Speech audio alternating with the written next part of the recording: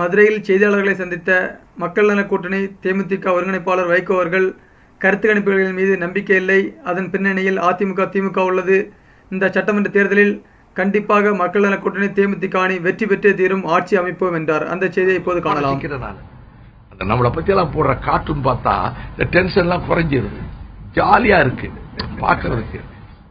Abraham லிங்கனை பற்றி முள்ளம்பன்றி இந்த பண்ணின்னு கார்ட்டூன் இது அந்த காலத்துல வந்தது பூரா ஸ்பிரிங்ஃபீல்டு மியூசியத்துல, ஆபிரகாம் லிங்கன் மியூசியத்துல ஒரு பெரிய ஹால டிஸ்பிளே பண்ணி வச்சிருக்காங்க. நான் தான் படிச்சு நினைச்சேன், ஒரு பொது வாழ்வில் இருக்கிறவன் எல்லா விமர்சனங்கள் எப்படி தாங்கணுங்கிறதுக்கு எத்தனையோ விதத்தில் எல்லோருக்கும் முன்மாதிரியாக இருக்கக்கூடிய ஆபிரகாம் லிங்கன் ஒரு முன்மாதிரி. அவ்வளவு பாதுகாத்து வச்சிருந்திருக்காரு, டிஸ்பிளே பண்ணியிருக்காரு. அது மாதிரி ரொம்ப தாக்குறா நம்மளை பத்தி பயப்படுறாங்கன்னு அர்த்தம். அந்த எதிர் தரப்புல எல்லா கருத்து கணிப்பு எப்படி வருது தெரியுமா? கருத்து கணிப்பு ஜனங்கள்கிட்ட கருத்தை ஏற்படுத்தல. இந்த கருத்து கணிப்பெல்லாம் ஜனத்தை ஏற்படுத்தாது. பீகாரில் பாரதிய ஜனதா கூட்டணி தான் ஜெயிக்க போகுது கருத்து கணிப்பு போட்டாங்க. நிதிஷ்குமார் வரவே முடியாதுன்னு போட்டாங்க. 178 இடங்கள் நிதிஷ்குமார் அணி மெகா கூட்டணி ஜெயித்து 40 இடம் தான் பிஜேபி வந்தது. டெல்லியில கெஜ்ரிவால் வரமாட்டாருன்னு கருத்து கணிப்பு போட்டாங்க. எங்க கூட்டணி தான் மெகா கூட்டணி. தமிழ்நாட்டில் தேமுதிக மக்கள் நல கூட்டணி. நேற்றுக்கு எந்த செய்தி தெரியுமா? தமிழ் இந்து வெப்சைட்டை பாருங்க. நேற்று அதாவது ஒரு முயற்சி இருக்கிறது ட்ரெண்டிங்காக.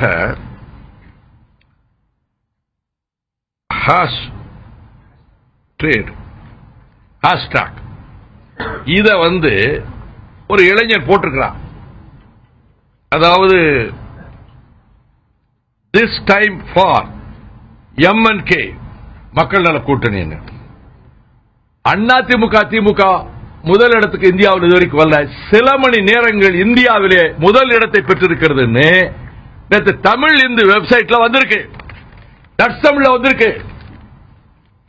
இந்த கருத்து கணிப்பு எதுக்காக போடுறாங்க தெரியுமா? இது பேக்ரவுண்ட்ல டிஎம்கே இருக்கு, அதிமுக ஒரு பேக்ரவுண்ட் இருக்கு. என்ன செய்யறாங்கன்னா மக்களை மாத்துறதுக்கு இல்ல, இந்த சில கட்சி வராம ஒதுங்குது பாருங்க, அவங்கள கூப்பிடுறதுக்காக. ஓ, கருத்து கணிப்பு அதிமுக ஜெயிக்குமோ, அடுத்து திமுக தான் நெருக்கத்தில் இருக்கோ அப்படி என்று யாரையோ சிலரை கூட்டணிக்கு இழுப்பதற்காக செய்கிற இந்த கார்பரேட் கம்பெனி ஒண்ணுங்க வேலை செஞ்சுக்கிட்டு இருக்கு. 2 கட்சிக்கும் மொத்தமா புக் பண்ணிருக்காங்க, அவங்கள இறக்குமதி பண்ணிருக்காங்க வடமாட்டுல இருந்து. ரேட்டு செய்திகளை எப்படி கொடுக்கிறது? ஆமா, நாங்க தான் பாவம் மீட்டிங் கிட்டி பேசி ஜனங்களை பார்க்கிறோம். அவங்க வேற ஒரு டெக்னிக் வச்சிருக்காங்க. அது இது ஒரு டெக்னிக். கருத்து கணிப்பு இப்படி கொடுத்தா மக்கள் அப்படி இந்த கட்சிகள் அப்ப அதிமுக ஜெயிக்க தோக்கணும்னா திமுக போயிடலாமா? எல்லாம் நடக்காது. 12% அதிமுக குறைஞ்சிருக்கு போனதை விட, 8% திமுக குறைஞ்சிருக்கு. இதை எடுத்து போக்கஸ் பண்றது கிடையாது. நாங்க நாளுக்கு நாள் எங்களுடைய ஆதரவு பலமாக வளர்ந்து வருகிறது. அரவிந்த் கெஜ்ரிவால் விஷயத்தையும் சொல்லிடுறேன். அரவிந்த் கெஜ்ரிவாலுடைய ஆம் ஆத்மி கட்சிக்கு ஆதரவு கேட்டப்ப அவர்கள் நீங்க எங்க ஆபீஸ்க்கு வாங்கன்னு விரும்பியதன் பேரில் நான் போனேன். ஆம் ஆத்மி கட்சியிலிருந்து விலக்கப்பட்ட 3 பேர் திமுகவா யாருன்னு தெரியாது, ஏற்பாடு பண்ணி அனுப்பி முன்னாடி கோஷம் போட்டுக்கிட்டு இருந்தாங்க. 3 பேரும் ஆம் ஆத்மியிலிருந்து எக்ஸ்பெல் பண்ணப்பட்டவர்கள். நல்லா கேட்டுக்கிட்டு மொத்த நிர்வாகிகள் எங்க உட்காந்து பேசிட்டு இருக்காங்க, வசீகர் உட்பட எல்லாம். அவர்கள் எங்க மேல ரொம்ப மரியாதை வச்சு பேசிட்டு இருந்தாங்க. அங்க ஒரு இமெயில் அங்க இருந்தா அனுப்புறேன் அரவிந்த் கெஜ்ரிவாலுக்கு. 2 நாள் கழிச்சு சோம்நாத் பாரதி, அவர் நல்ல ஃப்ரெண்டு தான். அரவிந்த் கெஜ்ரிவால் எனக்கு ரொம்ப மரியாதை தெரிவிச்சிட்டு, பஞ்சாப் தேர்தலுக்கு முன்பு வேறு இடங்கள்ல நாங்க போட்டியிடுவதோ ஆதரிப்பதோ இல்லைன்னு ஒரு முடிவு எடுத்திருக்கிறோம், அதனால நாங்க ஆதரிக்கலைன்னு சொன்னார். அதனால எனக்கு ஒன்றும் வருத்தம் இல்லை.